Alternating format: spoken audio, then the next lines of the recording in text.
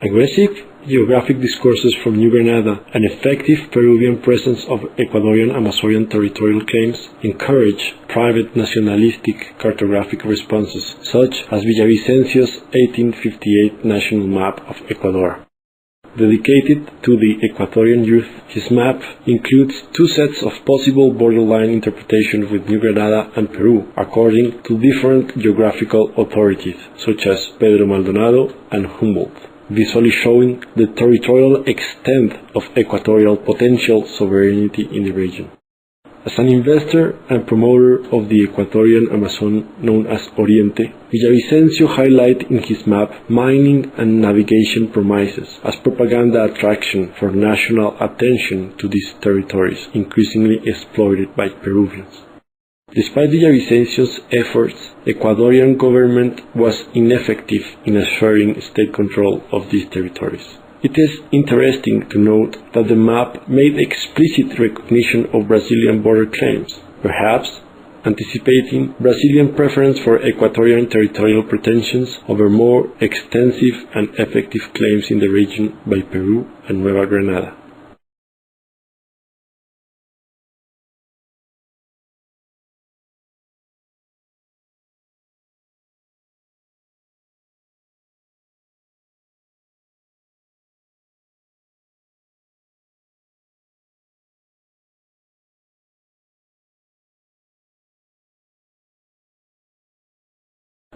Unlike Ecuador, and since the mid-19th century, Peruvian authorities applied effective nationalization policies, imposing itself over the Iquitos region, claimed intensively by Ecuador, and also assuming increasing defying cartographic postures with Bolivia, New Granada, and Brazil. Peruvian nationalist cartography, related with expansionist ideology in the Amazonian region, was used to counterbalance the Pacific War defeat against Chile and to offset the turmoil of the guano crisis. Peruvian colonial interest in the Amazon regions benefited strongly with the rubber boom.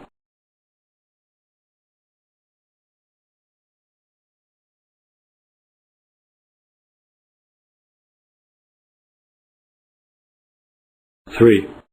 Rubber boom, rubber wars, and border stabilizations. In 1839, Charles Goodyear improved the process called vulcanization, which modified rubber so that it would support extreme temperatures. It was then that natural rubber became suitable for industrial consumption and for the production of tires, bands, shoe soles, shoes, and electric and telegraphic cable covertures. The boom started after the popularization of the bicycle and was accentuated by the development of the automobile industry after 1900. Until the first decade of the 20th century, Brazil sold almost 90% of the total rubber commercialized in the world, all of it from wild trees in the Amazon rainforest. During these years, Brazil's government maintained three gold rules for international affairs related with the Amazon regions. 1. Preserve navigation monopoly in the Amazon River, even against European and North American interests. 2. Protect Brazilian colons wherever they exploit commercially relevant natural resources. And 3. Control principal rubber regions in the Amazon basin.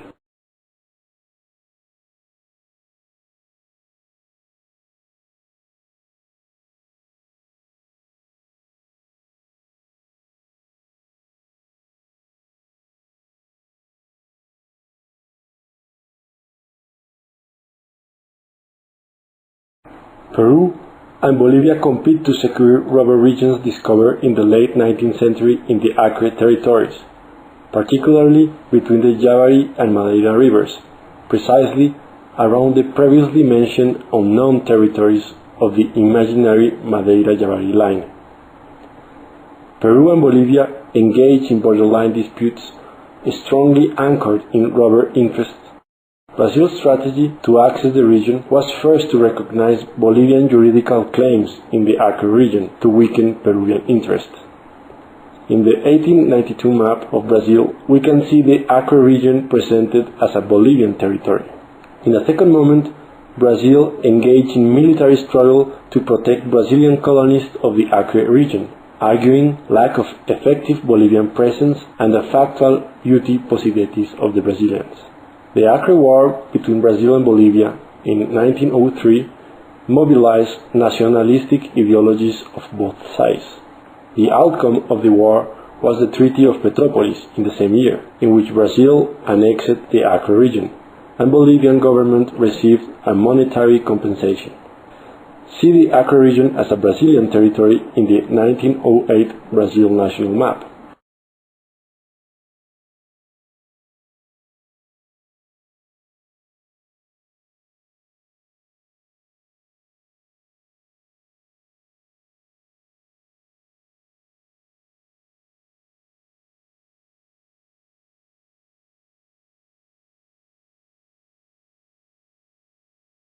Peruvian government didn't accept any Bolivian or Brazilian dominion on the Acre region and continued to include it in its official map as the Bajo Amazonas region of the Loreto Peruvian department, with explicit statements of its sovereignty on the rubber zones. Note the Hebe and Goma presence highlighted in the Loreto department map from the 1904 Atlas del Perú.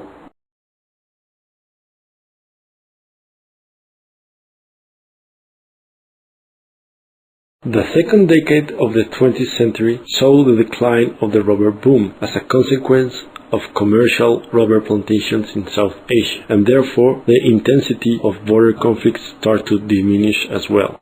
Nevertheless, tensions for the Putumayo rubber region between Peru, Ecuador, and New Granada, renamed Colombia since 1886, had strong international visibility, with the indigenous genocide and exploitation reports published in London, such as the famous Putumayo, the Devil's Paradise, by W.E. Harderbrook. Peruvians interpret the Putumayo scandal as a Colombian maneuver, exaggerated by English rubber interests for South Asia. Eventually, the Putumayo scandal weakened Peruvian presence in the Putumayo region in favor of Colombian Amazonian interest.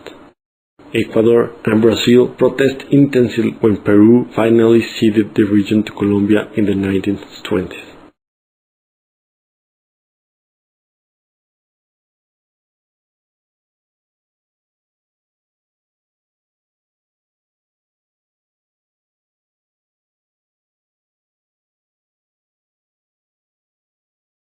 As we can see in this map, the overlapped sovereignty claims between Colombia, Ecuador, and Peru in the region was important until the 1930s. Only with the Treaty of Rio de Janeiro in 1942 and in the context of World War II, the borderlines were fixed between these nations under North American pressure.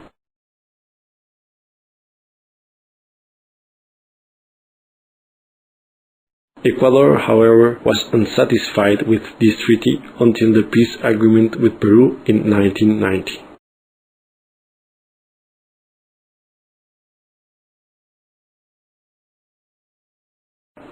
Conclusions.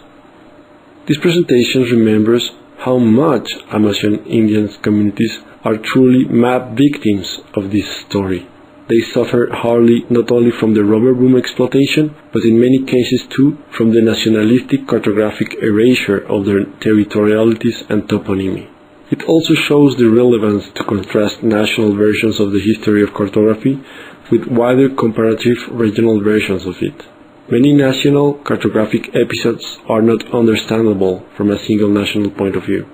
There are also fascinating questions regarding the international diffusion and acceptance of these nationalistic contradictory territorial claims. For example, as an European power of the 19th century, who would you believe? Brazil? Peru? Which borders were included in maps of South America published for European users? How international affairs and diplomacy did affect the way European and North American maps described Amazonian international borders? Thank you very much for your attention.